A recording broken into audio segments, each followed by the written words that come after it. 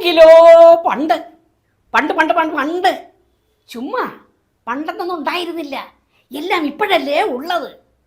കാണുന്നില്ലേ മാളോരെ പുകിലുകൾ, മാങ്കൂട്ടത്തിൽ ഇണക്കളികൾ ചിലയ്ക്കുന്നത് കേൾക്കുന്നില്ലേ?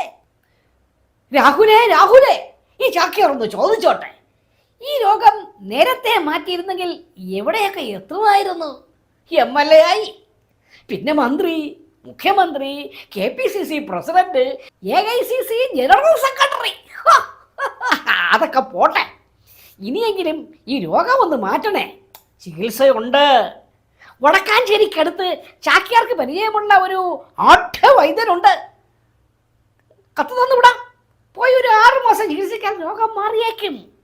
എന്ത് മാറിയേക്കും എന്നതിൽ ഒരു മാറാതിരിക്കും എന്ന അർത്ഥം കൂടി ഉണ്ടെന്നോ? ശ്രമിച്ചു നോക്കണ്ടേ കുട്ടാ. കൂട്ടിന് ഒരാളെ കൂടെ അയക്കാം. അയാളിപ്പോൾ ജയിലിൽ കിടക്കുകയാണ്.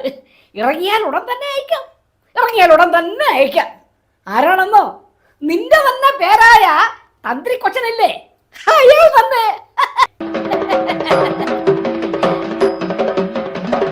ചാക്യാർ മറ്റൊരു വിഷയം കൂടി നിങ്ങളോട് പറയട്ടെ. ആയിക്കോട്ടെ ഈശ്വരാ, രാഹുലീശ്വരന്മാരെല്ലാരും കൂടി ചേർന്ന് രാഷ്ട്രീയത്തെയൊക്കെ കുഴപ്പിക്കുകയല്ലേ. കൂട്ടത്തിൽ ഒരു പൊട്ടിച്ചിരി കൂടി ചാക്യാറങ്ങ് പാസാക്കിക്കോട്ടെ.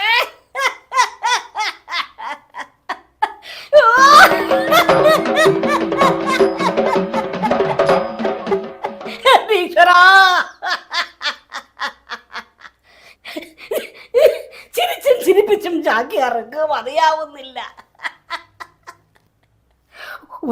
ഒരു ചുവന്ന മഹിളയോട് ആരോ ചോദിച്ചത്രേ, MLA ആയിരിക്കുന്ന ഒരു സിനിമാ നടനും ഉണ്ടല്ലോ, അയാളുടെ പീഡനമല്ലേ എന്ന്. അതിനുള്ള മറുപടി കേട്ടാണ് ചാക്യാർ ചിരിച്ചു പണ്ട് കപ്പിയത്. സിനിമാ നടന്റെ പീഡനം തീവ്ര പീഡനമല്ലെന്ന്. സിനിമാ നടന്റെ പീഡനം തീവ്ര പീഡനമല്ലത്രേ, അത് മൃദു പീഡനം. രാഹുലിന്റെ പീഡനം അത്രേ പീഡനം. അതാണല്ലോ മാളോരെ തീവ്ര പീഡനം.